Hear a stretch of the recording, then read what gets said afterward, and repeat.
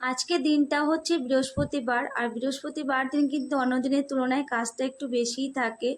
বৃহস্পতিবার দিন আমরা কিন্তু ঘর মুছে তারপরে পুজো দেই, আর পুজোটা দিতেও কিন্তু অন্য দিনের তুলনায় একটু বেশি সময়ই লাগে।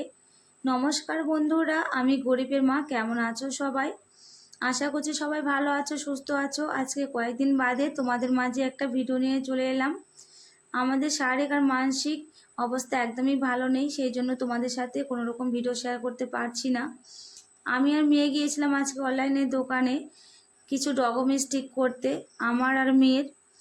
তো নতুন সরকারে এসে আমাদের এতটা হেনস্থা করাচ্ছে, কি বলবো। আর তোমরাও নিশ্চয়ই আমার মতো হেনস্থা হচ্ছ সবাই, বুঝতে পারছি। কারণ নতুন সরকার এসে নতুন নতুন আপডেট করাচ্ছে আমাদের ডকুমেন্টসগুলোকে, সেটাই আমি করতে গিয়েছিলাম। তো আগের মমতা দিদি ছিল বরঞ্চ ভালোই ছিল, মনে হচ্ছে যে মমতা দিদি যেটা একবার করেছে সেটা একবারে হয়ে গেছে। আর এই নতুন সরকার এসে নতুন নতুন নিয়ম বের করছে আর আমাদেরকে হেনস্থা করাচ্ছে। ভোটের আগে বলে এটা করাবো, সেটা করাবো, এই দিব সেই দিব, কিন্তু যেই ভোট পার হয়ে গেছে তখনই দেখো আমাদেরকে মানে কোনো কিছুই দিচ্ছেও না, অথচ এতটা কষ্ট করাচ্ছে। আর কি বলবো, তোমরা সবাই বুঝতে পারছি আমার মতো কষ্ট করছো। এদিকে কাজের প্রেশার আর এদিকে তোমার ডকুমেন্টসগুলো নিয়ে হেনস্থা হতে হচ্ছে। তার মধ্যে আমাদের শরীরটাও অতটা ভালো নেই, আর মানসিক টেনশনের মধ্যেও আছি একটু। অনলাইনে দোকান থেকে আস্তে আস্তে একটু রাতি হয়ে গেছে আমার। এসে দেখি বাড়িতে জামা কাপড়গুলো মেলা আছে, সেগুলো তুলে নিলাম। তুলে তারপরে সন্ধ্যাটা দিয়ে নিলাম। যেহেতু অনেকটা রাত হয়ে গেছে তাই তড়িঘড়ি করে সন্ধ্যাটাকে দিয়ে নিলাম। তারপরে আজকে ভাবলাম আজকে আর একটু রেস্ট নিব না। অন্যদিন তো আমি কাজের থেকে এসে সন্ধ্যার টাইমে মেয়ে পড়াশোনা করে, আর আমি ওই টাইমে মেয়ের পাশে একটু শুয়ে থাকি। ঘুমাসি না, কিন্তু এমনি একটু শুয়ে থাকি রেস্ট নেওয়ার জন্য। আর আজকে ভাবলাম যে যেহেতু রাত্রি হয়ে গেছে, আজকে আর একটু শুব না, আজকে ঘরের কিছু কাজকর্ম করব। সময় পাই না, সময়ের জন্য কিন্তু আর করা হয় না সেরকম।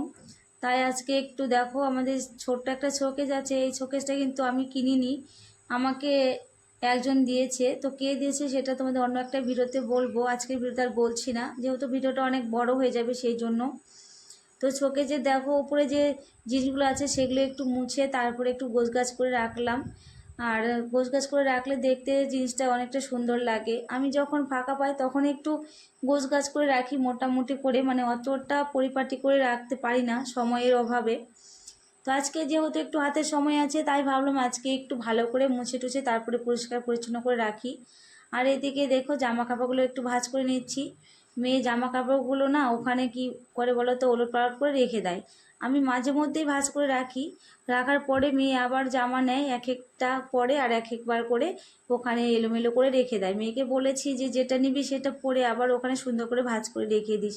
ও মাঝে মধ্যে রাখে, আবার মাঝে মধ্যে রাখে না, যেহেতু ওরও অতটা সময় নেই, পড়াশোনার চাপ, পড়াশোনা করে। আর সবে ওর পরীক্ষা শুরু মানে হয়েছিল, শেষ হলো। তো সেই জন্য ওকেও আমি আর অত প্রেশার দিই না, কিছু করতেও বলি না। আমার যতই চাপ হোক আমি নিজেই করার চেষ্টা করি, তাহলে ওর পড়াটা নষ্ট হবে সেই জন্য।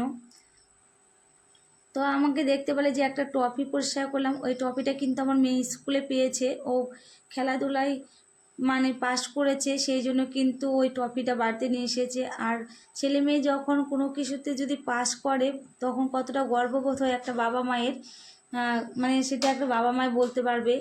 আর কতটা যে ভালো লাগে সেটা আর কি বলবো তোমাদের। আমার মেয়ে যখন ট্রফিটা বাড়িতে নিয়ে এসেছিলো খেলাতে পাস করে, তখন আমি অনেকটা গর্ববোধ করেছিলাম আর অনেকটা খুশি হয়েছিলাম।